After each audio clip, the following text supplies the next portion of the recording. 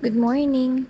Pagkagising nga namin ni Nash ay umupo muna kami dito sa labas para magpahangin.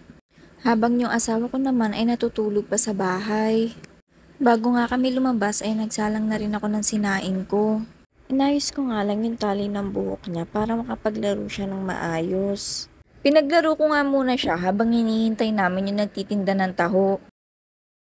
Naalala ko nga nung bata rin ako ay mahilig nga rin ako kumain ng taho lalo na tuwing umaga.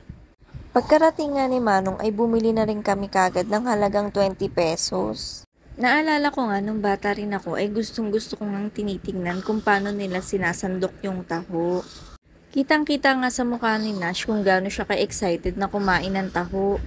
Minsan lang din kasi siya makakain ng taho dahil nga morning yung pasok niya sa school. Nag-share nga lang din kami dito sa binili naming taho kasi hindi naman niya kayang ubusin to. Pagkatapos nga namin kumain ng taho ay nakakain na nga rin kami ng kanin na pananghalian. Kaya naman sinimulan ko na nga tong mga labahin ko. Kaunti lang naman yung nilalabahan ko tuwing day off ko. Ayoko na kasi masyadong mapagod tuwing rest day ko.